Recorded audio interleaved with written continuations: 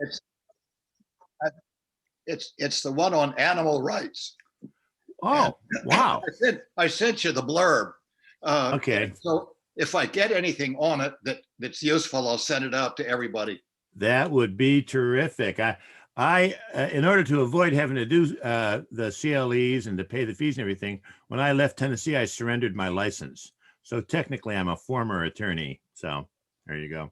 Let me get this bigger here. So let me see, full screen. There we are. Okay, Patty. Yes. Yeah, I just want to say something to Bill while I have a chance. Thank you so much for your input. Even though it's all legalese, it's really important. I really appreciate what you're doing. Of course. With this thing. You're making it more legitimate than I would have thought. Thank you. You're welcome. I'm a professional paranoid, as Bob was, and may still be. But I have to remember that we are in a very litigious county, and whatever our group comes up with will be litigated. Yes. Everything we do that gives anybody else a right takes it away from humans, and humans react, particularly CAPR. So our job is to buttress Randy's job to protect us. And it will be interesting as we construct the Bill of Rights with one section regarding humans and another section regarding nature, how we make sure that we reflect just what Bill said, that when you take a right away from one, you give to the other. That doesn't mean don't do it. It may be perfectly legit to do that, but you got to keep in mind that that's what's happening. I just want to record that all the members are here. That's Bill Apple, Kyle Davies, Patty Garcia, Liz Lafferty, and myself, the chair, Robert O'Connell. In addition, we have a guest, Micheline Halliday. All right, that's the roll call. Now, before I go into the minutes, do we need to do any kind of check-in? Is there anything that's exploding in anyone's head before we go on with the agenda?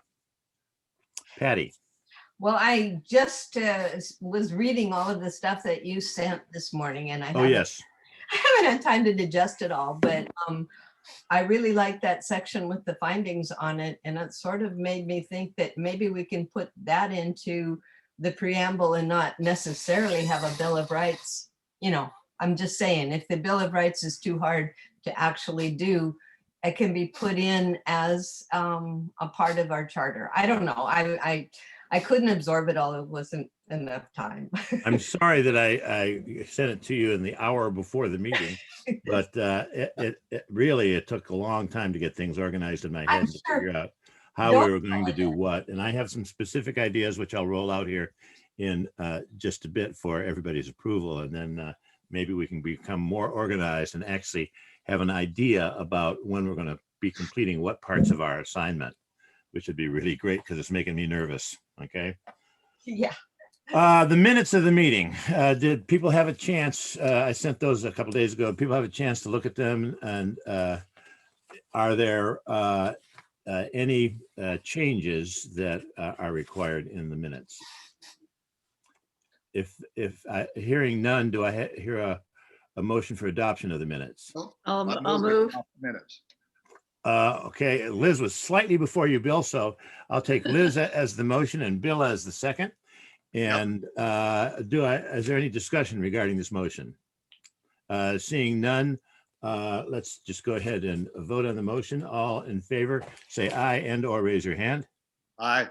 Okay, the minutes are adopted unanimously. Now, let's see here, just a second. I have put the, here we are.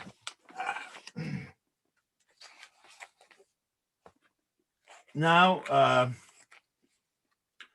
I would like to discuss the next thing on our agenda is a discussion of new assignments that we have received partially through me raising my hand and said, well, maybe we could do it, and partially through it being shoved in our direction. And I think they're appropriate. I think we can use these assignments and incorporate them into what we're already doing. One was Earth Charter. And the other one was a vision statement in the code, something like in the county code. That was the collection of words that we were sent over. And what I took from that was the Earth Charter may be helpful to us in coming up with our Bill of Rights, and then really the same thing from the vision statement. So are you familiar with these things? I know I just sent them to you, and one of them is very long, and neither is particularly short, but so I know that you haven't had a chance to read them if you're not already familiar with them. I'm looking for it now.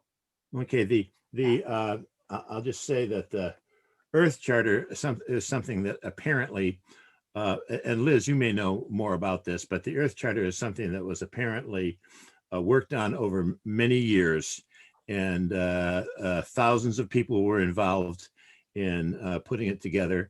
And the idea, it came out of like a conference that took place apparently a couple of decades ago, and they resolved to put this Earth Charter together, which was basically supposed to be a pathway for all of us to be able to live together with ourselves and nature in a sustainable way. And so we've got this Earth Charter now in front of us, and yes. There's two things about the Earth Charter. One, please, if I'm correct, and I could be wrong, but I think it's was out of the UN. And then I think the most important thing is that San Juan County actually adopted it back in 2005 or something. Okay. So I think if we look at that the county adopted that back in there, and then all of the things that Kevin keeps referencing that were put in place and then not enforced, I think we can show a history of the county's commitment to do right by the natural world. So just a thought on. Liz, I don't know about that, but my bet, 85% bet is that was adopted by resolution as opposed to by ordinance. I don't know, but does anyone know differently? It sounds like the kind of thing that the council would adopt by resolution. And as Kyle, I think appropriately says, resolutions really ought to be saved for celebrating someone's birthday, Yeah. They're ineffective in getting anything done, and can be. I think my point remains that the voice of the community has been leaning towards doing better by the natural world than we've actually been enforcing for a decade and a half at this point. Yeah, I think that we properly perceive that. I think you're quite right, Liz. There's probably not anybody here that would say that is not true. The vision statement, apparently, we have this statutory responsibility to come up with this comprehensive plan, and I haven't studied much of it. You probably all of you know more about the comprehensive plan and how it's developed than I do. But one part of the comprehensive plan is the vision statement. And if you look at the vision statement, there's a lot of the things in there that may well pertain to us and to our Bill of Rights. And apparently there was another crack at this in 2018. And there was there was adopted a resolution, of course, resolution 27 in 2018 regarding the vision statement. Okay, so that was fairly soon, and I understand that there were petitions to reopen the adoption of the passing of that resolution, and thereby the adoption of the vision statement, in order to get more into it of the kind of things that we're talking about for our Bill of Rights. Yes, Liz. Just for clarity, please. I think we may be convoluting terms, and I'm struggling to keep track of which terms are accurate. Sure. So the comp plan is not a resolution. And No, anybody no, I correct didn't me? say that. Yeah, okay. And so in the comp plan is a multi-year long extensive process that has thousands of hours and dollars were spent to create that document. Mm-hmm. So and yes, it has been opened up again in terms of the vision statement and the commitment to weave climate issues throughout each of the sections. So I'm very much interested in, I don't know, Bill, if it was you or Kevin or Dick who introduced the idea of holding the county councils responsible to adhere to the comp plan. So, because it makes, to me, the comp plan is the loudest, strongest, most extensive body of work that voices the interest and priorities of the people, because they go through all these different processes, town halls, bringing different communities together at different times of the day, different to get their priorities of what matters to them, and then they have a whole process of then once those priorities are in place, then labeling those, assigning those, and then they hired a consultant to come in and spend a chunk of time again and money to give us the results of what the community input was. So it is not a lightweight document, and that it could in any way just be disregarded or shelved, I think is an intolerable set of circumstances that this commission should be paying attention to. What can we do that that doesn't happen? It wasn't my intention to introduce the whole let's make the comprehensive plan, a legally binding document notion, because that's very important. But what I'm looking at, trying to look at and focus on is the Bill of Rights and the possible pertinence of the vision statement within the comprehensive plan. And the vision statement was indeed adopted by resolution in 2018, a county resolution. And maybe what the resolution says, because I haven't had a chance to dig into that, is we resolved that this ought to be added to the comprehensive plan. Yes, Bill. I think there is one provision, I may have mentioned it before, in the statute. It says that the county cannot expend capital expenditures that are not provided for in the comprehensive plan. And that's the one place where it grabs. And there are cases where people have brought suits to stop the county from doing something that's not in the comprehensive plan. Now that's kind of a negative effect. Yeah. We still want to have something to say. If the county says something ought to be done, then it ought to be done. And that's what's missing. And that's something that I think we can have a hand on. Right. And this is something I've discussed with Dick Grout in the budget section. Well, that I think that's important. And I think that's something that the commission ought to grapple. We have not taken it on directly in this committee as one of our projects. And so one of our projects is the Bill of Rights. And that's why I had focused on the vision statement, because there are things in there that pertain. Here is what I would like to do.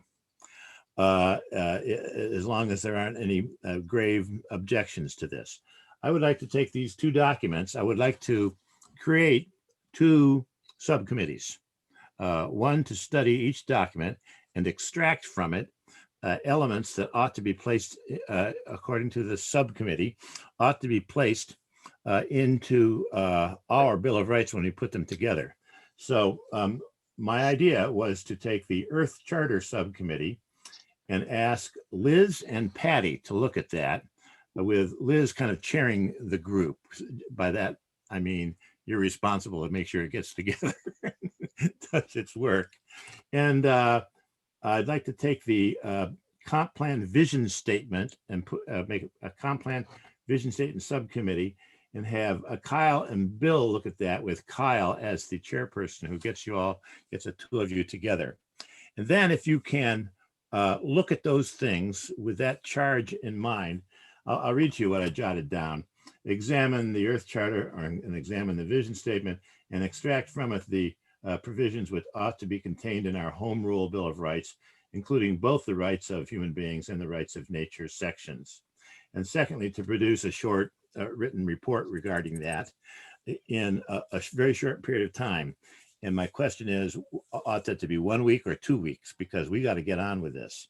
I think that they're looking for something to the commission, certainly by the second part of April. And that's only a few weeks away. Yeah, Bill. Well, obviously, we're going to aim for 1 week and end up at 2 weeks. That's Parkinson's law. But there's another element. I've been looking at the county code. And one of the reasons I wrote what I submitted to this group said was that animals, feral creatures, which I have to use the legal terms, have to have the same rights as people to peace and quiet. Now, here's the sleeper. If you look at the county code, section 9.06, it's the Noise Ordinance. Now, think a moment. The county boundaries aren't just on land. Noise under the sea, noise produced by boats.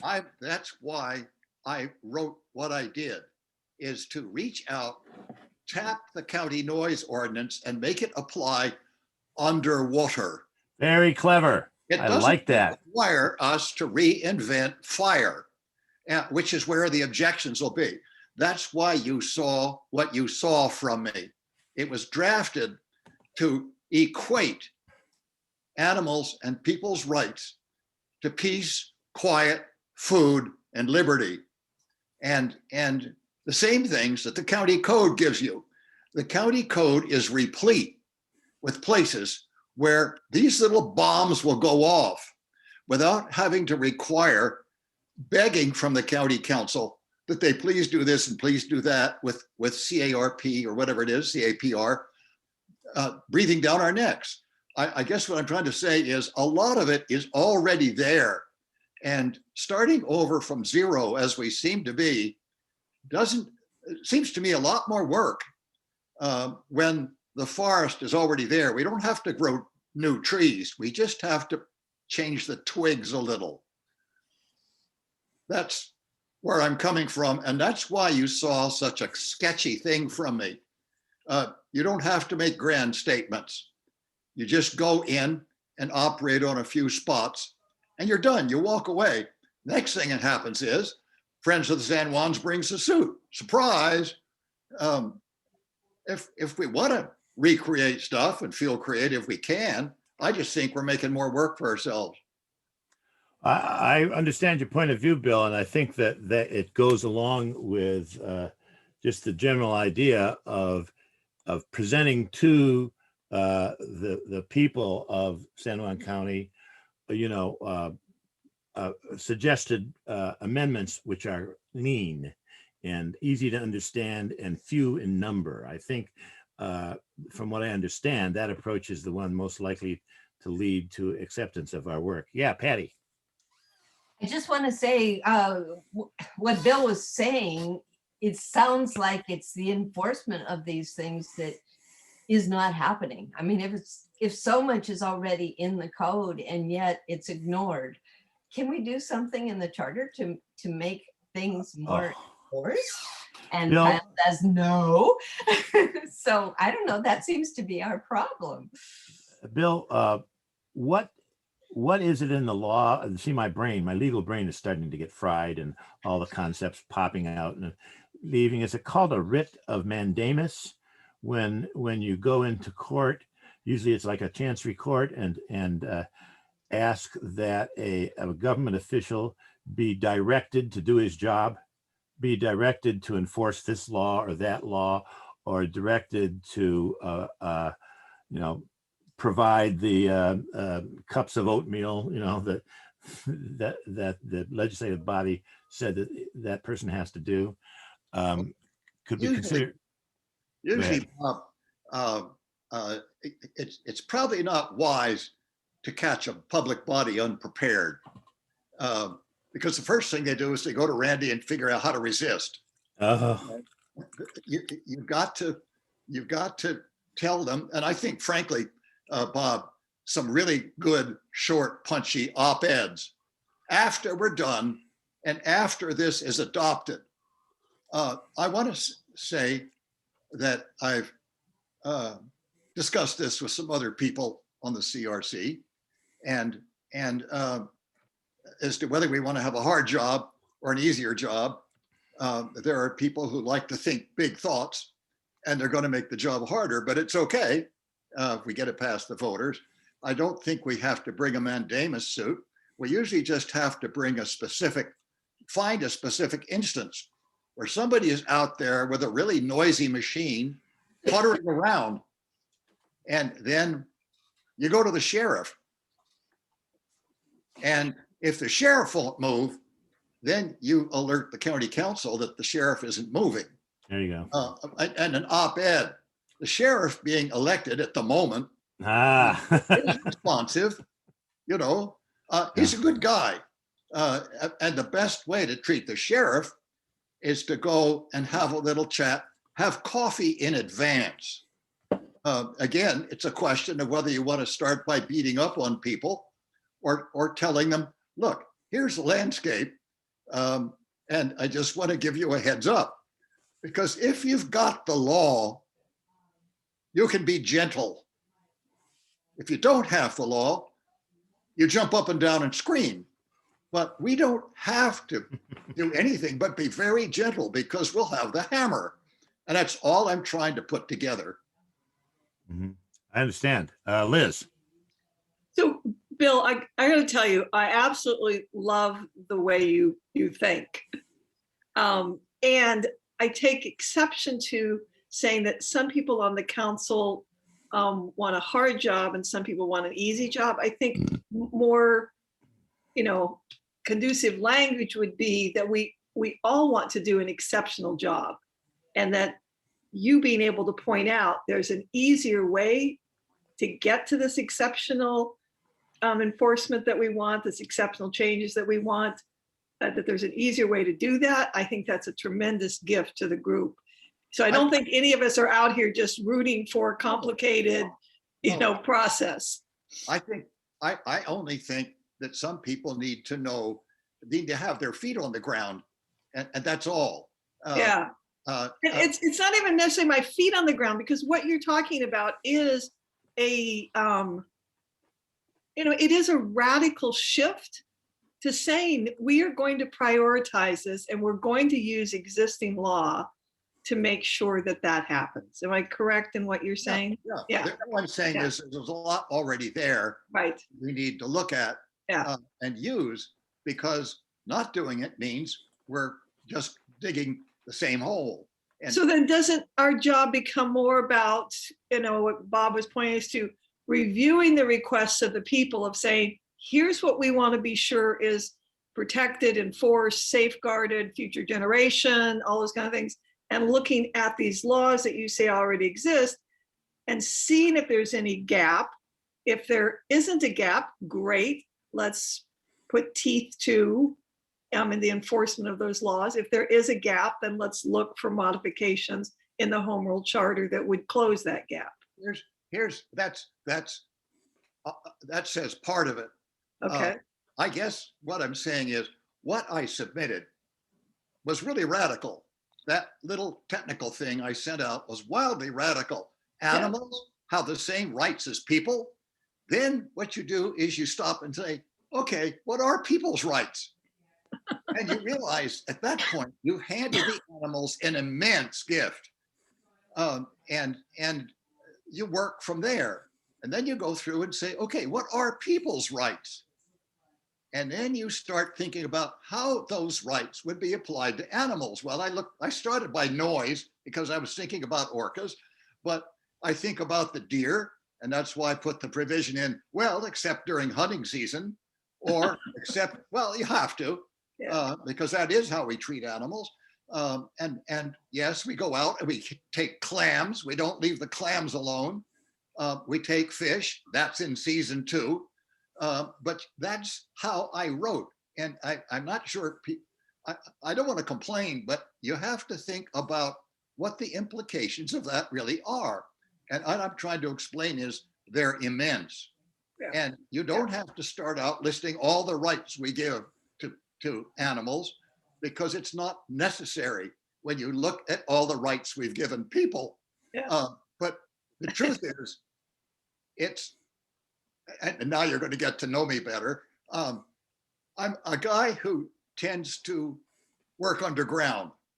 I like the sleeper that you plant carefully, because human nature assumes hegemony over animals. And this is wrong, but the assumption is so deep, people will sleep right through my language. And then, to be put it absolutely bluntly, you push the plunger. That's who I am. I'm sorry I'm hard to deal with that way, because I do deal on a different level. I'm a technician. You know, Bill, we have the whole Judeo-Christian ethic, we're struggling sort of against it.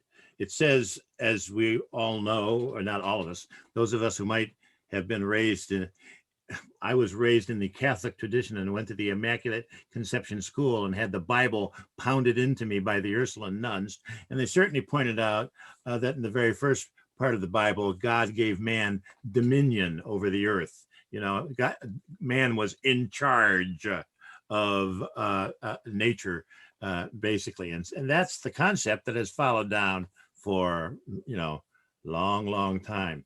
Hey, listen, Kyle had a question in the chat a long time ago about what document you were referring to, Bill. Yeah, right. So can you answer that question for Kyle? I sent out, I thought, to the group what I thought the preamble, which I really leave to others, and the rights of animals, the rights of nature. That paragraph contains what I'm talking about.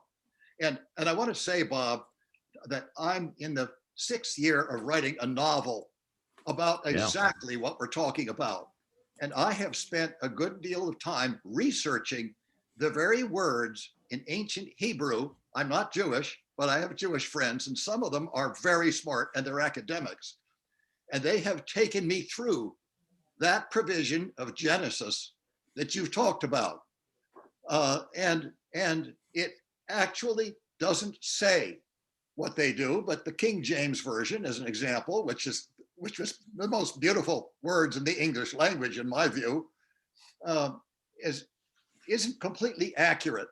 Strangely, it doesn't, for instance, allow you to kill any animal if you read it literally. And there are some people who, in the Jewish tradition, who don't eat meat for that reason. I won't go into it, it's unimportant, but to say that that is the original message, and we're still trying to get back to it as to how you treat nature. Yeah. The word dominate doesn't apply. It is care for. Okay, that's a different concept, isn't it, Patty? Yeah, we're talking about animals and people. I also saw in what I was reading before the meeting too, resources, the land. Can we give the rights to the land and the water and, all of these things that was included there. And so it's more than just animals. Yes, I think that it needs to be. Let me ask at this point, if everybody is good with the subcommittee assignments that I have made, and the fact that there are now, that would give you all the responsibility to come up, to mine those two sources and come up with those ideas. Everybody good with that? So Bob, you're actually asking Patty and I to take a look at the Earth Charter? Yes. And pull from it. Okay, and you're asking Bill and Kyle to take a look at the vision statement section of the comp plan that was most recently adopted in 2018. Okay. And I sent you all of you those materials. Yeah. Yes, Kyle. I'm sorry, Patty, Liz, were you done with that's what you were okay. saying? Thank you, Bob. That's fine. Okay, Kyle. I wonder, should we have some conversation about how we see this fitting? Is this just to inform the Bill of Rights language and text ultimately, or the lens that I look at that through? I heard you say mine it Yes. for relevant stuff. Right. That's, if it's for process and structural parts of the charter, that's one thing. If it's for the Bill of Rights, maybe another. If it's for a discussion, that's another still. So I just want to be clear. Yeah, Kyle, I viewed it as for the Bill of Rights. In other words, a really significant step toward creating the actual Bill of Rights. Go in there and take a look at those things, and you may come out and say, we think we should take another approach and not put any of this stuff in there. I mean, I hope that's not the result, but I hope the result is that we have a list from each of these two subcommittees of things that you believe ought to be contained in the Bill of Rights. That doesn't mean we take the one list and we take the other list and we put them together and we're done by any means. I mean, there's lots of other work that needs to be done. For instance, I got an email, and Bill, you know about this. I got an email from Jane Fuller, who is very interested in the work that we're doing in the Bill of Rights, and is specifically suggesting that we not leave out the perspective of the indigenous people here, okay? And that the indigenous people ought to be actually consulted about this matter.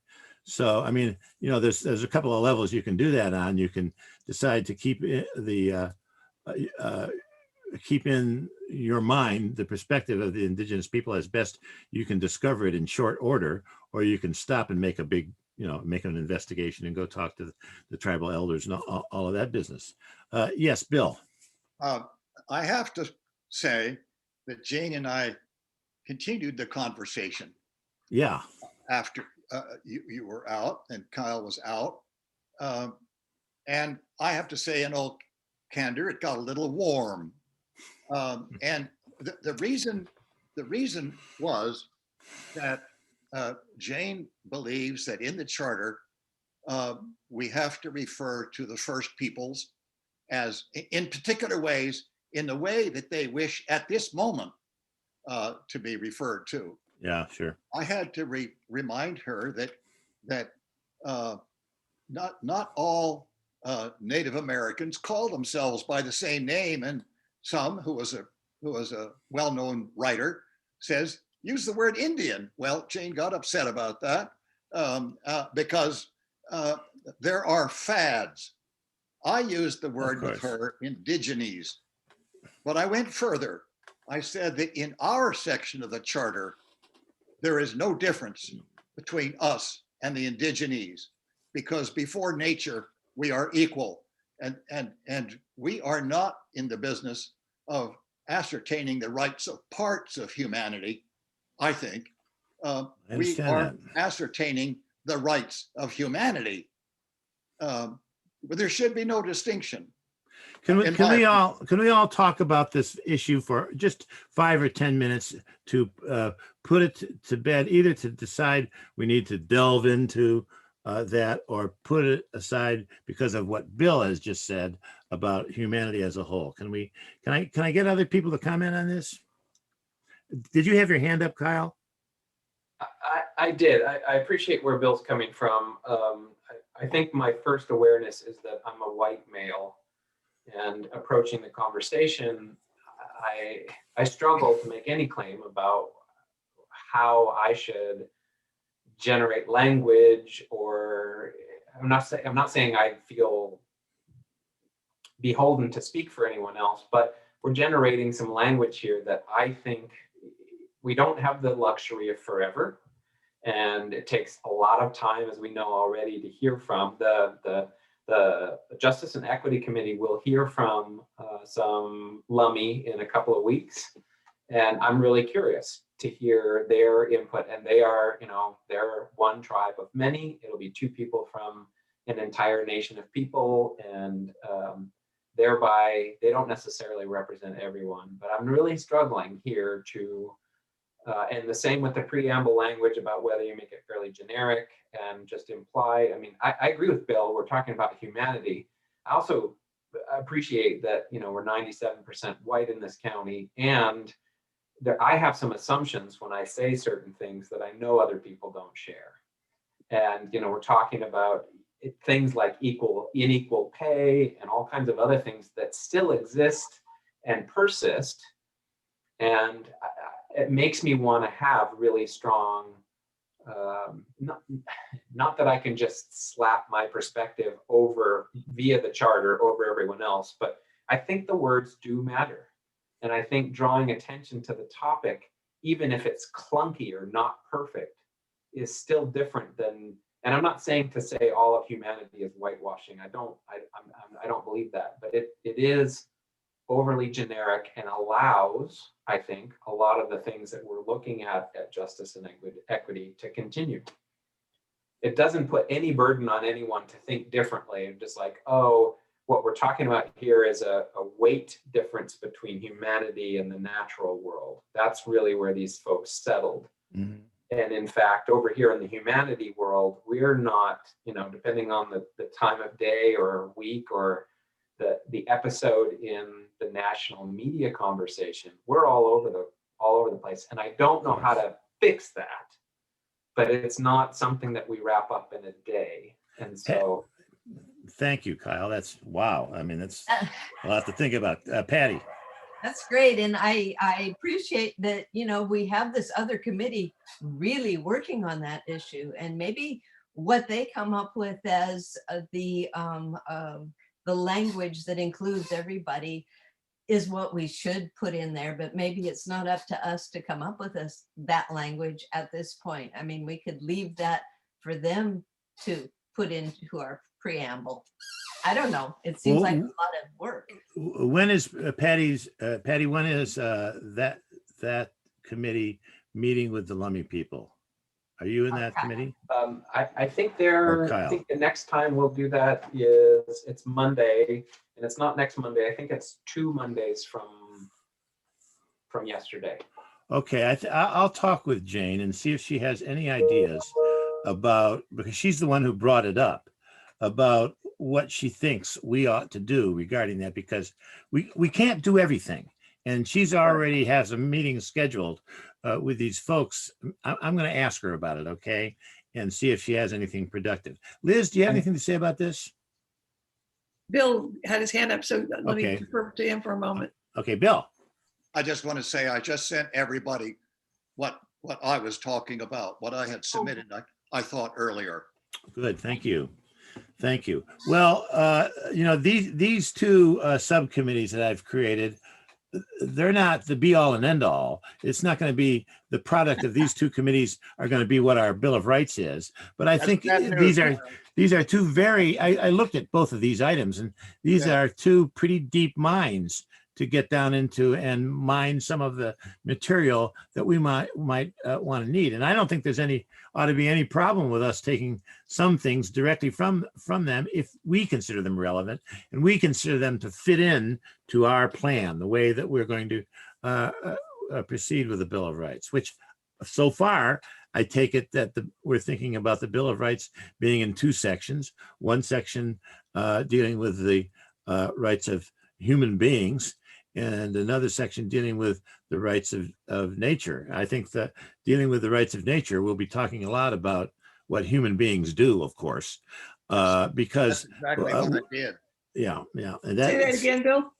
That's what he did, he says. Oh, okay. If you look at what I just sent you, you'll see there are 2 sections. And Jane was upset because I put animals first. And the reason, or actually I put nature first in effect, because animals are their representative. But I explained to her the reason I did this is because we are subject to nature and we are part of nature. And I did not want to put us above nature. Now, that's for the group to decide, but that's the way I had it ordered. She disagreed with me. So I'm really just preparing Bob for his. You know, we can control what we do that affects us and it affects nature. We can control it if we have the will.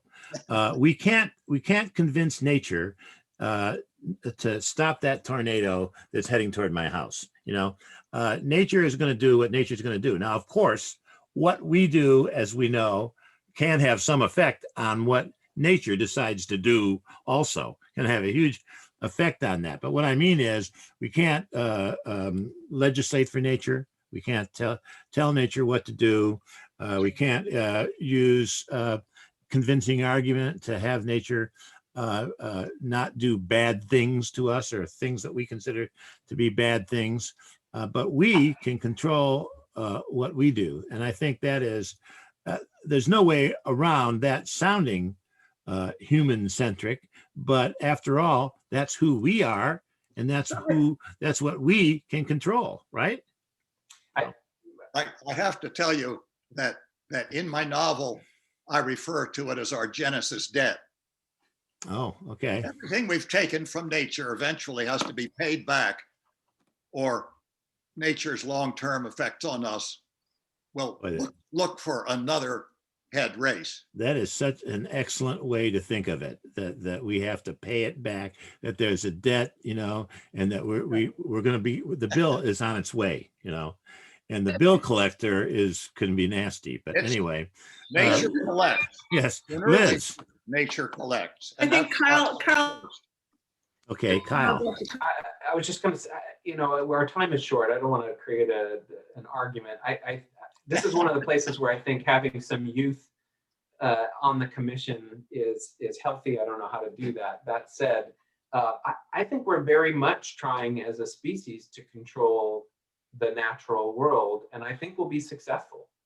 And to our detriment, very potentially. I think this is really a bigger crossroads, and Liz has referred to this early on about, this isn't for the next year or 10 years. This is moving forward and identifying some critical intersection with the future. And I don't want to get overly dramatic about it, but it is very much, we're talking now about extraterrestrial travel in order to find resource, and we're yeah. That's very real. That might have been, for all of us on the call here, that might have been, theoretical and the thing of movies and wonder at one time. But 10 years from now, this reckoning that we're talking about, if it doesn't happen or it doesn't happen in time, they're very, we're working to control weather. We're working to control other big things, and I don't know. I think it makes the work more poignant. I'll say that. And I think it gives us room to be more aggressive or more realistic. Yes, Liz.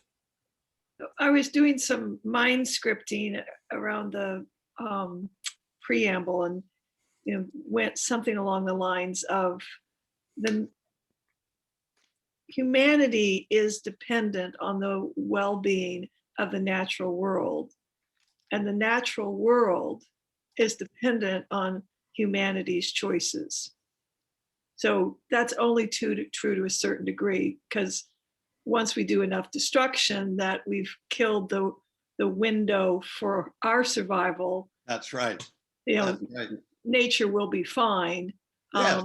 But it was this thing of right now, in order for humanity to have a planet to live on, that symbiotic relationship of so the natural, anyway, so the wordsmithing didn't quite get me there. And I'm a big believer that words matter in semantics. Sure. I'll be a stickler about that. So Bob, to say that the bill is coming, the bill has arrived. Mm-hmm. And now it's just like, watching their mailboxes get stuffed full with the next bill and the next bill and the next bill. I guess the better way to put it is the bill the collection agency is on its way. It's not even on its way. It's here. It is already, it's already here, and it's just going to get more dramatic from here going forward. Okay. Time to pay the bill. All right. So if we're clear on what these two subcommittees are going to attempt to do, Bill, I think it sounded like Bill was suggesting that we shoot for 1 week and then realize it might take 2 weeks. How do y'all think about that? Kyle? I think that's a good goal. I just wanted to point out in the chat, Alexandra has asked a question, and I didn't want to miss misspeak. I think all the attachments ultimately that come via email will end up in the CRC portion of the website. Is that true or not true? And if it's not, can we make a point to? Well, it is true to the extent that if the attachments are on the agenda, they'll end up there. But I can and will make a point to make sure that the 5 attachments I put onto the email I sent to you all will go out. Now, you may have noticed that I copied the relevant the 3 people in our big administration of our commission. Well, the minute we share them emails, if they're attached, they're part of the public record. Yeah. So I will inquire to make sure that what I sent out and copied them is going to become part of the public record. I'll make sure that happens after we get off here. Okay. And I just wanted to tell Bill that I appreciate you sending that on. It was a part of the attachment. I just wasn't sure what you're referring to, but it's the same thing that came from Bob earlier today. So, okay. Thank you. All right. So it sounds like we have an understanding of what these 2 subcommittees are going to attempt to do and make the attempt within a week and produce a written document. If it can't be done within this week, if you take it on and go, whoa, this is way too huge, then we can do it in 2 weeks. But a week would be good, because those will not be the only sources for our Bill of Rights. You know, there are other sources which some of you have in mind and which we will need to do, but we can only do so much at one time. And so that's my suggestion there. Our agenda has us moving on now to the preamble. And as I have stated to people who have asked me, I think it's a reasonable goal for us to try to use the remainder of this time and come out with a preamble, because the preamble is not the Bill of Rights. The preamble is only a short inspirational, hopefully, and aspirational passage that introduces the Bill of Rights. It says, you know, why we've adopted this charter and what we're trying to accomplish with it. Yeah, Bill. My sense is that what you're describing, the preamble is intended to do, is what a vision statement is. And so I'm sort of asking myself whether that isn't the place for the vision statement. This is what we are trying to do. Carry out this vision. That would be a preamble.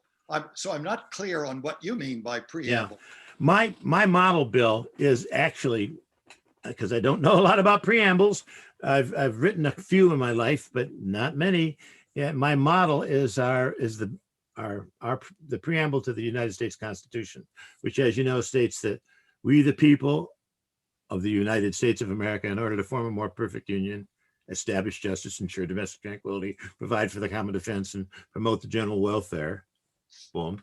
In order to do that, we do this: do, ordain, and establish this Constitution for the United States of America. Okay, so that says, in order to accomplish this, we're doing this, and that follows. Boom. And so that's the preamble. If you pick up the Constitution, you don't know what it is.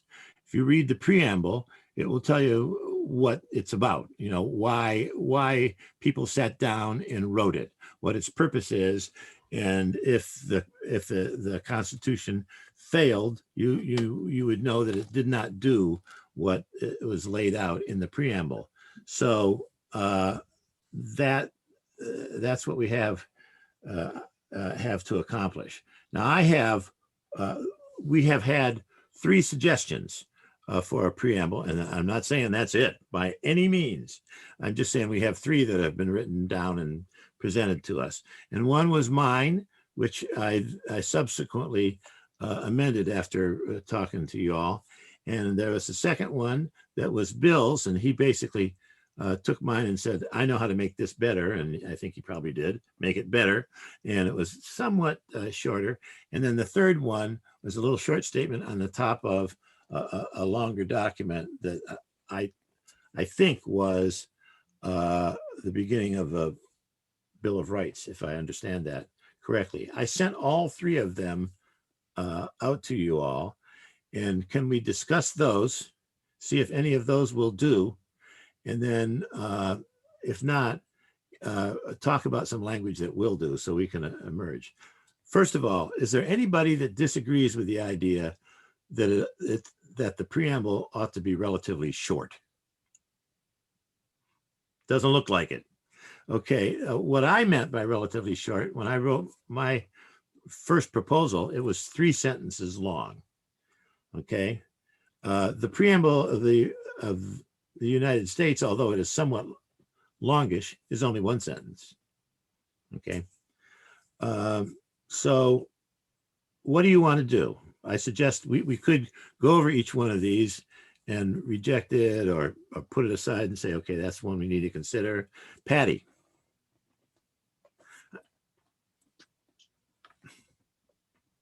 She knows. I had a phone call come in from, Sure, yeah. Anyway, the one that was preamble and then Article 1, confirmation of rights and all that kind of stuff. I thought, hey, that's kind of nice to have a preamble that's that short and then has some of these things that flesh it out. I was reading the others and there was one that I found a sort of something had been left out of it. And I'm trying to find them here because, they're all on my computer, but. Right. Yeah. And I don't know which document I'm talking about, but. What kind of thing got left out? I have all 3 of them here and we can read them if you'd like. Let me start off by reading the third one, which was Bill's that had the little short sentence there, okay?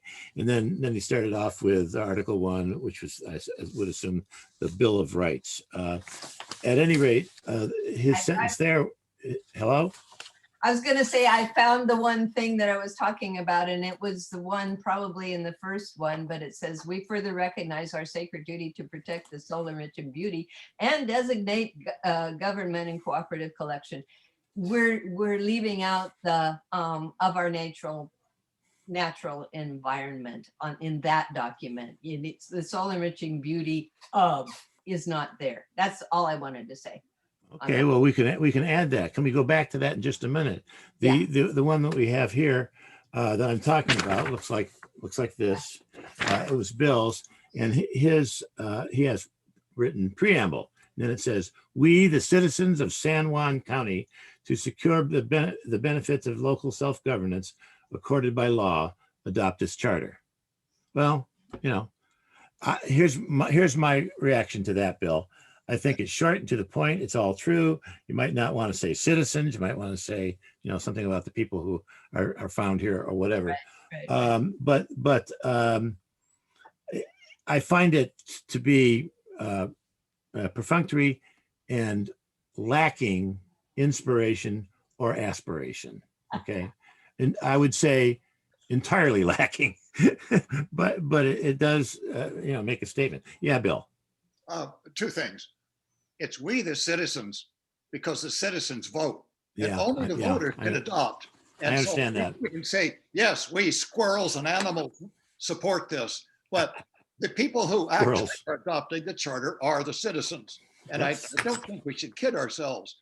The second thing is that what I'm watching here is a repetition. Here's our feelings. They're wonderful. Here's our feelings spelled out in more detail. And finally, in extreme detail. Now, if we're adopting it, preamble simply adopts. It doesn't have to do more than that. It doesn't need bugles. The bugles and the music is contained in the body. It's what we do. The preamble does absolutely nothing but adopt. It has no other function. So that's an interesting perspective, Bill. Liz. So Bill, I do think that aspiration matters and it calls on our better angels. It brings them to the foreground of our thinking. So I think they have an important part. And my question is, when you talk about addressing citizens, it's the citizens that voted.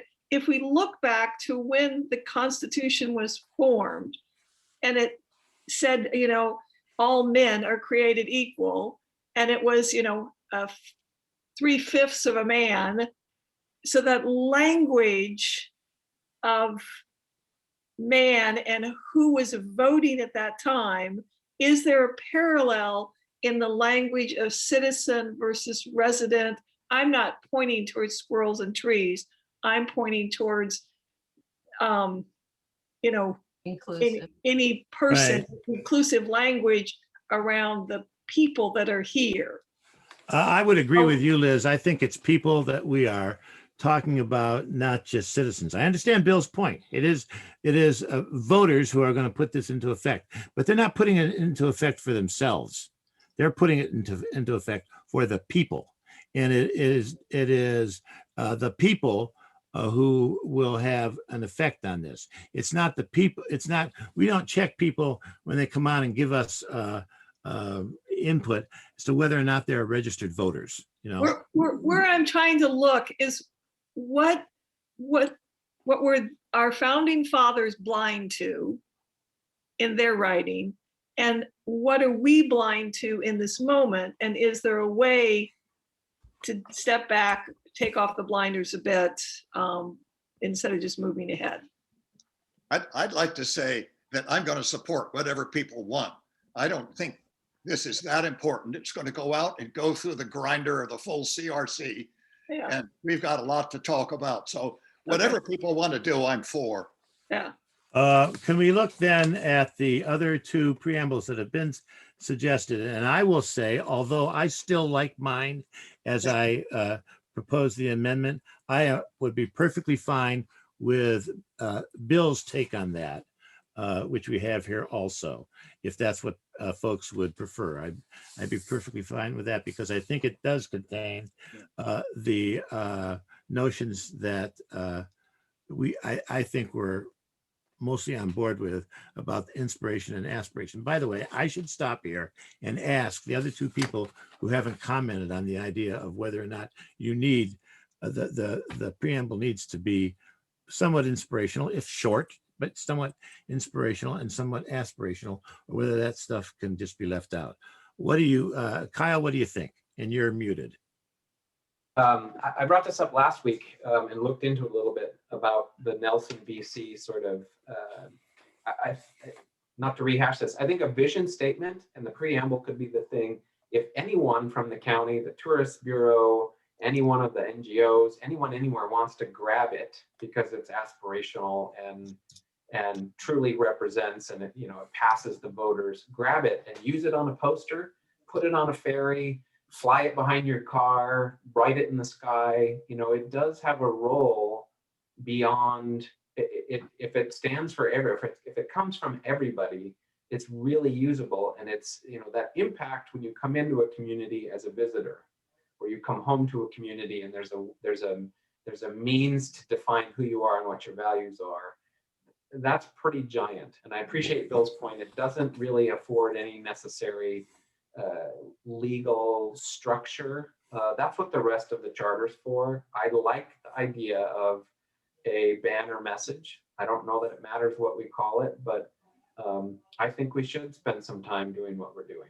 And I want to come back and ask you in a minute, Kyle, whether you think either one of the other two documents that we have accomplishes what you're talking about. But before I do that, I need to ask Patty the same question about whether the preamble ought to be both inspirational and aspirational, or is that not important? Well, I really do agree with Kyle as far as having something short and sweet that really says who we are. The reason I was coming up with the other thing that Bill had sent with that one line was that it was followed by, sections that would come under that, and that I thought of as part of the preamble that would flesh it out. But if we're just coming up with a short, usable thing that says who we are and what we aspire to, I'm totally in favor of that. And I think that's what the community wants too, that right. I've talked to. Liz. So kind of echoing what Kyle's point and what Patty's saying is for community to come home to a statement that they recognize themselves in.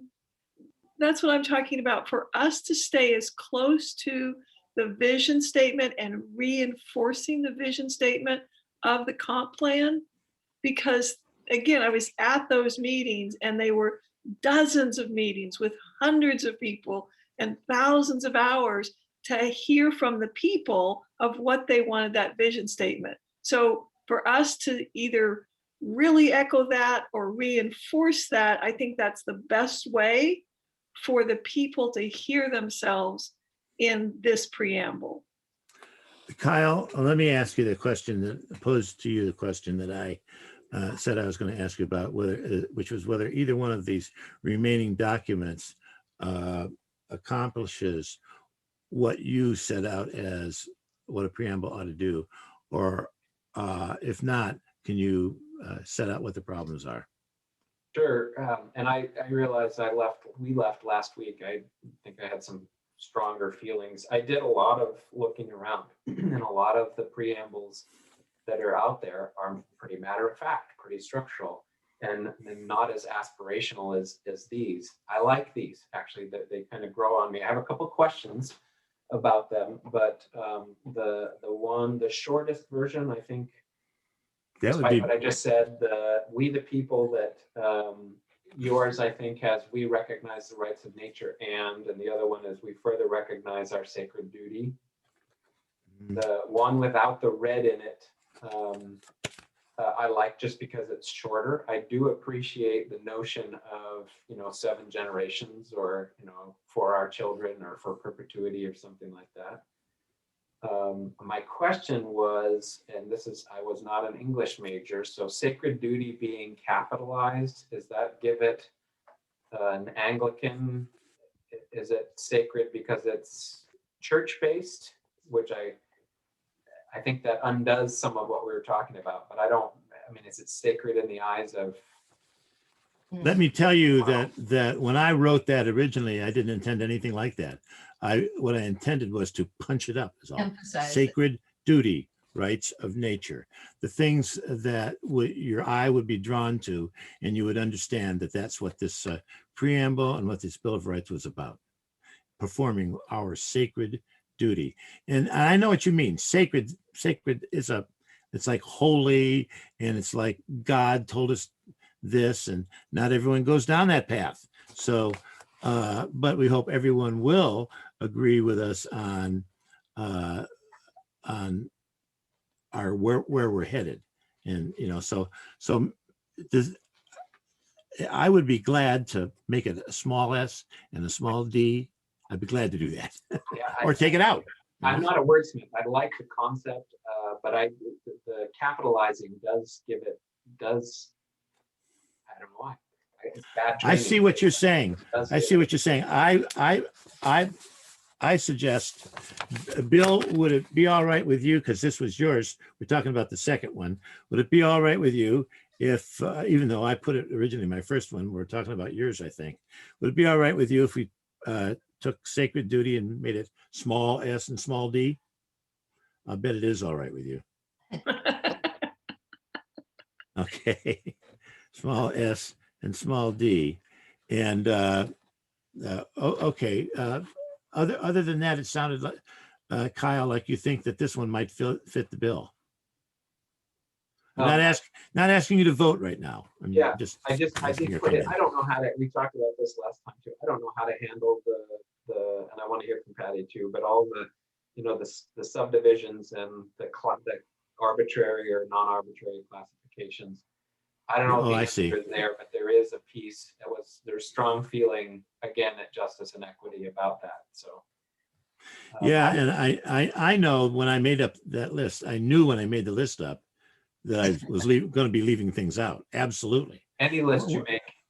Yeah, and that's why I hoped that or other arbitrary status would, and by arbitrary I mean just a status that we pick out and say, okay, that's that person's status. I hope that would cover the base. Patty. I'm just trying to, realize what is taken out of your first one and put in this, and kept in the second one. And I'm still kind of boggled. But my first gut feeling when I read your original preamble was, it's not short and sweet. It goes on forever, and people, it does say some wonderful things in it though.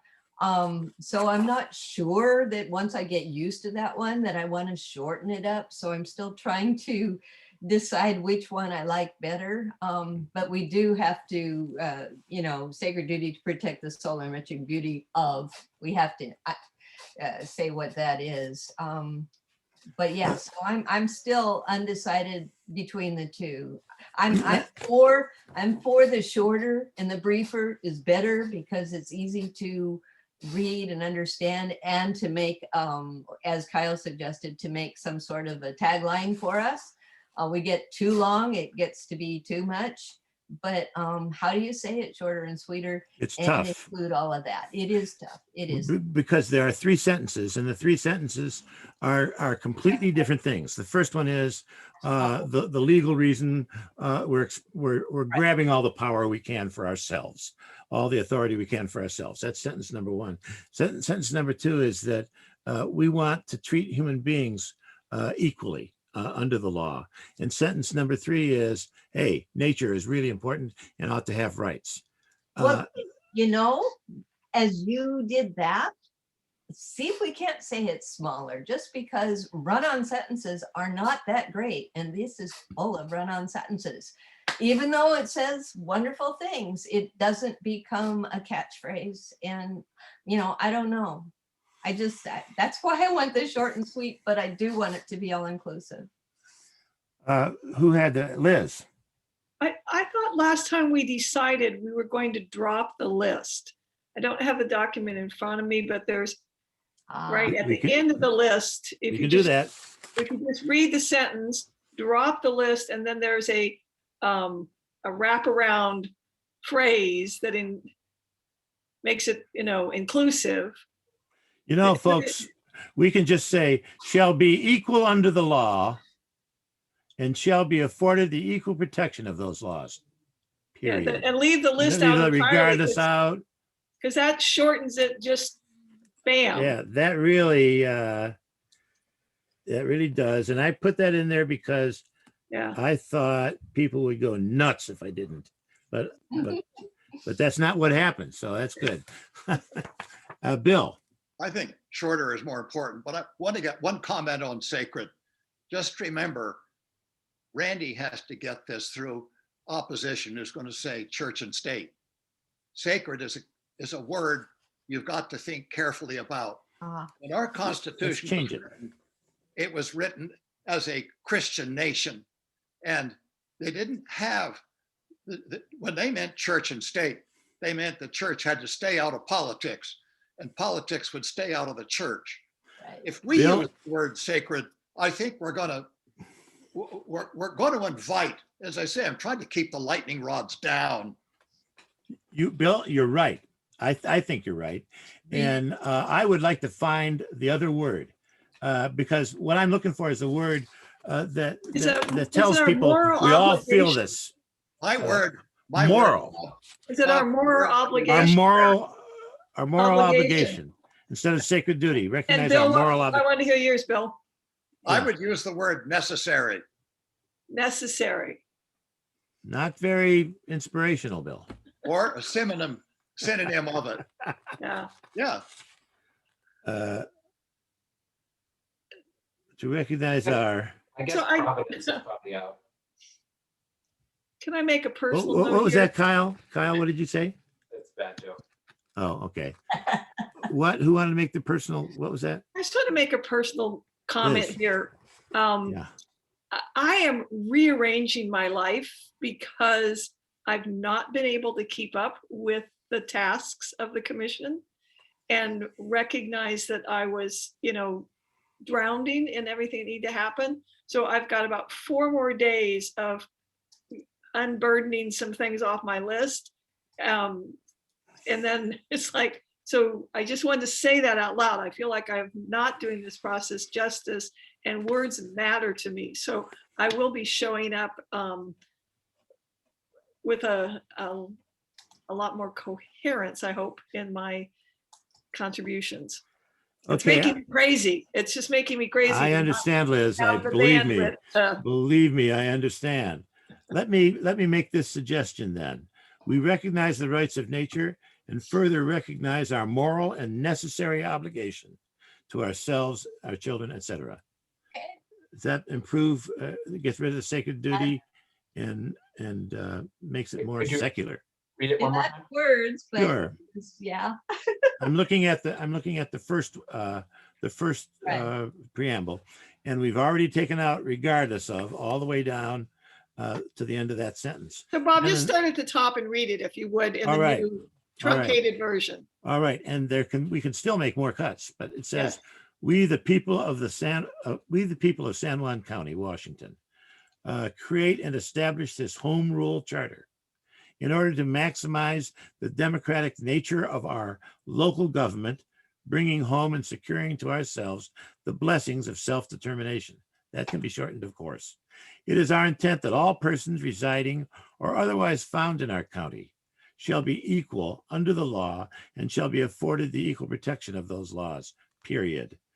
We recognize the rights of nature and further recognize our moral and necessary obligation to ourselves, to our children and their children, and to nature itself, to protect the soul-enriching beauty and sustaining plenty of our natural environment, making individual initiative and government action principal tools to protect that environment from any ill effects of the enterprises and activities of human beings. Okay. So I'm not ready to sign off. If Bob, if what you're looking for is a sign off today. Yep. I'm not there yet. Let's keep working. Can we shorten? Are we on the right path? I like it. So make sure we leave time shorter for and public shorter. comment. Do what? Public comment. So make sure we leave time for public comment. Oh yeah. Yes, we certainly will. We will not be able to get to the rest of our agenda, but Patty, did you have a suggestion to shorten this? You had your hand up. Well, I want to take some time with it too, but it's getting better. Yeah.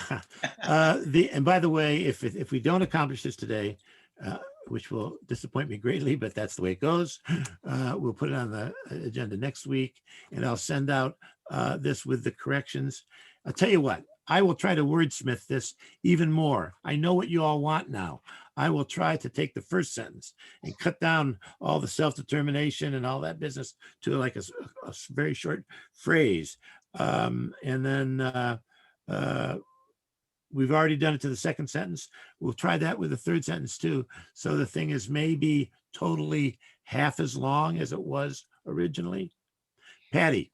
Keep in mind what Kyle was saying. If there's one sentence there that can sort of just say what our county is about, and maybe it doesn't have to be that short, but if we can use one of those sentences rather than all three as our, as our think about vision, PR or whatever, that would be nice to have in there too. I don't think we need, for instance, the first sentence to be part of our statement of who we are, but it needs to be in the preamble. So, just keep in mind that we don't have to use the whole preamble for that vision statement. Okay. Bill. I want to invite suggestions from our guests too. Yeah, right. Boy, that's a great idea. And sure with that, you all have your charge regarding the two subcommittees.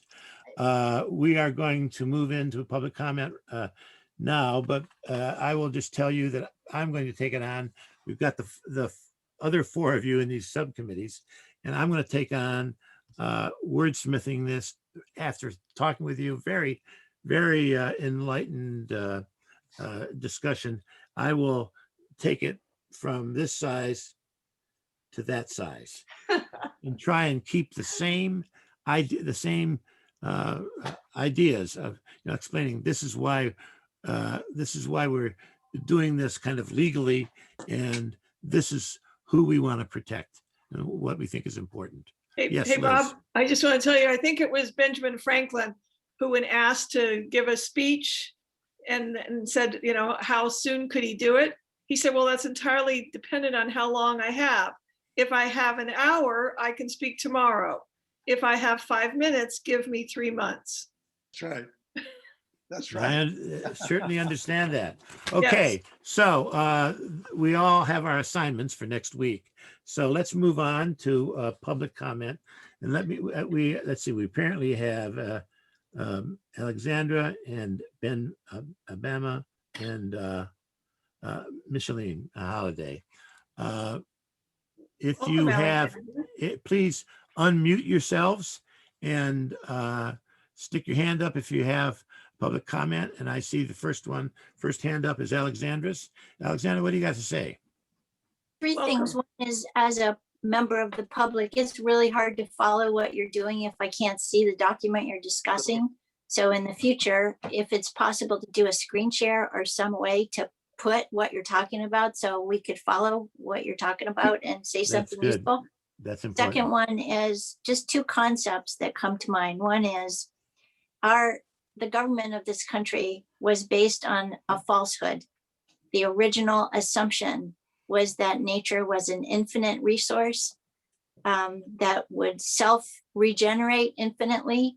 And so we could take and do whatever we chose to profit from, to expand into and all that stuff. And unless we address that in some way, somewhere, and really call out what I have discovered to be an opposing point of view in the county, that there are people who still think, well, climate change isn't real and this and that no one has come right out and said, look, the entire government, the entire culture of the United States is based on something that is not true.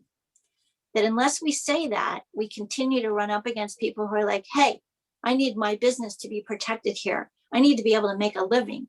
Profit, always comes before human rights. Private property always comes before human rights.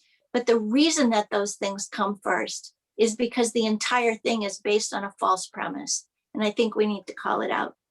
I understand that, Alexandra. Go ahead. The second thing is, every time we talk about protecting generations to come, we're always talking about our children and grandchildren, but I'd like to see us talk about the children and grandchildren of the wolves and the cougars and the trees. I'm just giving an example, but I would like to implement the idea here that we're not just talking about nature like a bunch of non-individual things, but like we were talking yesterday, we're looking outside. Oh, those are the poplars. But what would happen if we actually individualize those poplars in our minds? I'm not saying what we should do with the language because I can't see the language, but I just wanted to introduce these ideas that to think about 7 generations of natural beings. It's not just what's going to happen to humans in the next 7 generations, but what if we thought about 7 generations forward of the living beings that are on the planet, and recognizing that, every time in the news we talk about lives lost, we're only ever talking about human lives lost. We're never talking about the lives of the trees or the lives of any being in nature. And I would also recommend, just for general background, that everybody watch the movie Kiss the Ground, because it gives an important part to context to what it is that needs to be protected for life on the planet. Those are my comments for today. Thank you. Thank you, Alexandra. Any of the other attendees have a comment? If you do, please unmute yourselves and let us see your faces and talk away. Hi, my name's Micheline Halliday. I just wanted, is that okay? Can you hear me? Yes, we can hear you. Okay, thank you. I wanted to say, first of all, I really love the last sentence of the preamble, for what it's worth. And I'm very much in support of the work that you're doing here. I think this could be like the greatest thing to happen to San Juan County. I know people that have businesses here might say that promotion of tourism was the greatest thing to happen to San Juan County, but I would disagree and say that this is just a huge opportunity. And I, from the bottom of my heart, believe that nature has rights. And I want to like Alexandra said, I want to know this, or my children to know, and their children to know the 7 generations of the Southern residents. Thank you. Thank you, Micheline. I personally believe that those rights will be recognized and proclaimed by this commission. I believe that. It's wonderful. Any other comments? Ben, you got your hand up. Hi, can you all hear me? We can. All right, my name is Ben. I live on San Juan Island. And I just want to start off by saying I've been to a couple of these Zoom meetings, and I feel strongly about giving rights to nature. And I just want to say that I feel very optimistic with the minds that are working on this, and not only the minds, but the people that can speak their minds so eloquently. So I just wanted to say that that I appreciate the work that you folks are doing. But I did have a comment on something Bill said earlier, and I know this has nothing to do with the preamble, but in case I never get another chance to say it, I wanted to bring it up now. He said something along the lines that if we just give nature rights, you know, how do we account for, you know, deer hunting and eating clams and fishing? And that's actually a really good point, and it made me realize that I've been way too much of an idealist about giving rights to nature, because there's a lot of gray areas. And you know, I personally don't, you know, eat meat, and I try to use minimal animals in my life. I understand that's not how the world works, and we have to make provisions for that. So one thing I thought of is when you do get into the, you know, deep into the language, instead of trying to, you know, call out every species that we humans use here, that seems like a, you know, a slippery slope to go down. To use some sort of broader language to that has to do with, you know, the spirit of sustainability and balance in nature, using the best available, up-to-date, independent science, independent being very important there, but something like that, so that it's language that isn't tied to a certain time period. It can constantly updated as to what's available. So that was my 2 cents on that. Just thought I'd bring it up. So thank you so much. Yeah, thank you, Ben. Let's be involved in this. Very much appreciated. Thank you, Ben. One thing that we have to understand and recognize is how we are constrained by our final duty to get what we write down passed, accepted by the people and voted upon. Right. Now we also have, of course, I believe we have a responsibility to lead, not just reflect what we think the present position would be, but to lead and convince. That's part of our responsibility. And so I think we're going to end up with something that maybe is in tune with what our guests have said, but maybe a little ahead of what the average opinion might be. Bill. I think I just want to say to Ben and Alexandra that we're not going to argue. We're not going to say somebody's wrong. We're just going to act. And in acting, we're going to need your support. Yes. Because when this thing goes to the voters, we're not going to point fingers. We're going to vote.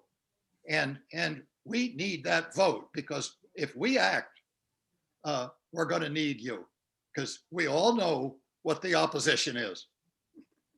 Thanks, Bill. Liz. And to our community members, I just want to say thank you for being here, and to echo what Bill is saying, stick with us, because when this goes to county council and to the vote, we're going to need a really groundswell of voices to, you know, take this to the level that we're all longing for. Yeah. So thank you. Heck, Liz, we're going to need support. This commission is going to need support this committee is going to need support within the commission. Yes. You know, so we need people there at the commission also. I believe in my heart that the commission is going to be with us, but we need to speak as one. And I know we will. And this very commission, inspired. This commission has such a commendable commitment to take into account, to pay attention to involve all of those things, the community's comments. There's no backing away from that at any level, and it's exciting to see that from an inside view, that anytime there's any sort of, well, let's back off from that. Love it. Commission Love as a it, whole. Liz. Love it, Liz. Alexandra. I just wanted to say I really appreciated what Bill said earlier in the meeting about, I don't know exactly what word you used, but to kind of be stealthy about how the language is inserted so that once it's there, it is the legal backbone and it is what stands. And if we say the language in a way that makes that happen, I don't care how flowery it is. That's right. You know what I mean? Like, I just really appreciate that. And I am someone who has now become willing to write letters in the public eye and can say all kinds of things. But that doesn't have to be what the document looks like. Right. So, and I'm happy to be someone who can be supportive of generating something. If you have any ideas about what needs to be generated, and everyone wants to communicate to me, hey, it'd be great if you'd write a letter about this. I'm happy to cooperate in whatever way to help generate support. Yeah, we will probably call on you, Alexandra. Oh, yes, we will. Yes, we will. Thank you so much, Alexandra. Do we have any more comments from either the public or Kyle? I just want to say it's dawning on me now that, there's an intersection between the work, anytime a group comes together like this, between us, now newly formed, and the background work that's going on every day, people like Alexandra and all the other groups that we're hearing from. And because we are structural and will be limited and may struggle, I like to be as hopeful as you are, Bob, about the path forward. But after this, all of what I'm learning is that a number of the county agencies and staff people who work in the county are struggling to get their base mission accomplished. And that work won't change. If anything, that'll be harder the second this group disbands and whatever we've created moves forward. That's really where the work, it's continuous, right? And I'm thinking very much of what that should look like and how we might actually use our structural access to create pathways for future work, not just to create the skeleton, but to open holes where people have kind of run into walls before. And I don't know exactly what that looks like, but I think we should keep that in mind, because that's Kyle. Tomorrow, open and accessible government is, tomorrow. Kyle, I love the way you're thinking. I love the way you're thinking to just look through those. Where can we put those pathways? Where can we create avenues for the community to be able to move forward in the future? I love it. Thank you. Two things. First, tomorrow at, what is it? I think it's 10 o'clock. Yes. The Climate and Environment Committee is meeting and is going to discuss the climate commission, or whatever that person is going to be called, and the department that will be set up, that may be set up. All of these things are maybe, of course, that may be set up to be his domain and tool, and how they will work together. And I think we're talking about how the Bill of Rights, for instance, will be enforced. That person would probably be the enforcer. The second thing I wanted to bring up was, I think it was Kyle was talking about all of the other people in the government who are trying to get their jobs done and really feel like their resources are stretched just to do what we have now interpreted to be what we have been interpreting to be the county's job. Well, if we do what we are talking about doing, we will be an example for the rest of the world, certainly for the rest of the state and the rest of the United States. We can be an example when we talk about the rights of nature, and we can possibly look toward foundations. Now, we don't want to do that on a forever basis, but look toward foundations to support the work of our climate commissioner in enforcing this Bill of Rights. And I think it's possible that there could be money there, and there are places and people who are dedicated to this idea that have a lot of money. And so let's not, look at this whole thing and say, we can't do this because the money isn't there. Because one of the jobs of such a commissioner could be, we don't want that person to spend all of her time looking for money, but could be a path. Anyway, that's all I got to say about that. Other comments? Any comments from the public? Kyle. Sorry, just a quick question. Bob, you said you were going to wordsmith some more. Patty, Yes. Did you capture what you needed for the minutes from that part of the conversation? Because I want to look at that again, and I didn't write down what Bob said, and it was, there's some nice changes. Oh yeah, and I've got it all written down here, and I'm certainly going to send it to everybody, and hopefully I'll get this work done early in the coming Thursday, Friday, Saturday, Sunday, early in that time period, and send it to you all so you can look at it and think about it, because Lord knows I sure would like to get this something passed in the first part of our next meeting. Okay. I feel you there. I also would request, can we move the names part, the finding of other speakers part, higher in the agenda for next time? So we get some traction with that. Yes, I'll do that. I'll do that. Thank you. Okay. And so that means, given what Kyle said, that means please come with ideas about speakers who will enlighten us in their various tasks. Okay. All right. If there's nothing further, doesn't look like there is, we will adjourn 2 minutes late. So sorry about that, folks. Thank you, Bob. Thank you. See you soon. Bye. Thanks, Alexandra. Thanks, Ben. Thanks, Michelin. Bye.